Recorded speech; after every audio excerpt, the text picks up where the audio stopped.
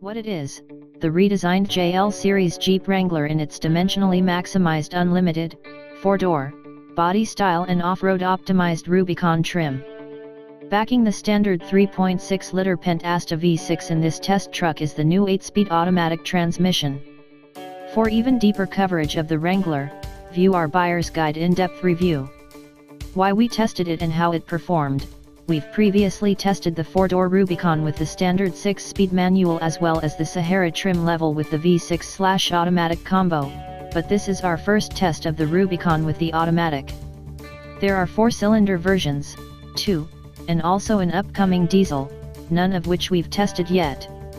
Shedding pounds was one goal of the Wrangler redesign, but this maxed out version crushed the scales to the tune of 4,629 pounds. That's 50 pounds heavier than the manual Rubicon and 160 pounds more than the Sahara automatic. More surprising, it's also 121 pounds porkier than a JK Rubicon Unlimited we tested back in 2012.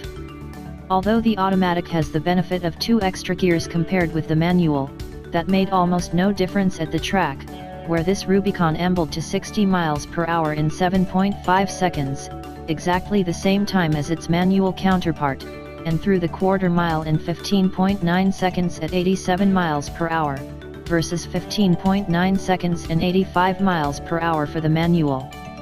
It also wasn't much different from the previous gen Rubicon with a 5-speed automatic, which hit 60 in 7.6 seconds and ran the quarter mile in 16.1 at 85 miles per hour.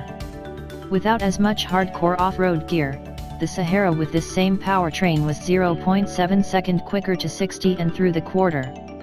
There also wasn't much daylight between the two Rubicons on the skid pad, with the automatic pulling 0.68 grams to the manual's 0.69, both on the same BF Goodrich all-terrain T/AKO2 tires.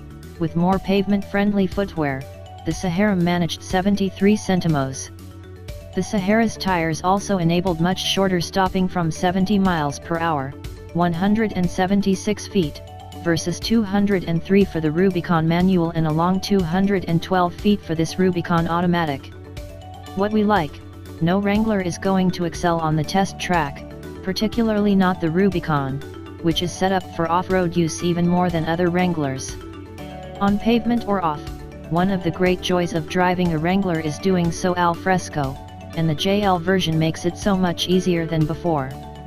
Despite having what must be the biggest convertible top in the automotive universe, it's not hard to strip the Wrangler Unlimited to its waist. Removing the rear quarter windows and backlight no longer involves zippers, the header unlatches easily, and, critically, the whole thing can be folded down and, later, put back up without a glance at the owner's manual. Jeep also has made it easier to remove the doors and fold down the windshield. The Wrangler interior, historically a narrow penalty box, makes a great leap forward with this redesign, too. The materials are far better, and Fiat Chrysler Automobile's large touchscreen U-Connect infotainment system is excellent. Joining it on the dash are plenty of physical switches and buttons and chunky knobs, which seems fitting for a vehicle of this ilk. What we don't like: despite all the work Jeep did to curtail the Wrangler's thirst, this Rubicon still quaffs unleaded with gusto.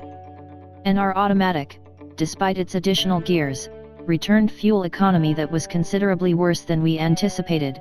15 mpg overall is the same figure we got for the 5-speed 2012 Rubicon Unlimited, while the new stick-shift Rubicon returned 18 mpg in our hands. The manual, however, did spend a much greater proportion of its test miles cruising on the highway in top gear. This Rubicon achieved 19 mpg in our highway fuel economy test, falling far short of its 23 mpg EPA highway estimate. We're also not fans of the aggressive tip-in that Jeep has programmed into this Pentastar engine. It strikes us as exactly the wrong approach for delicate trail work, and it's merely obnoxious in around-town driving.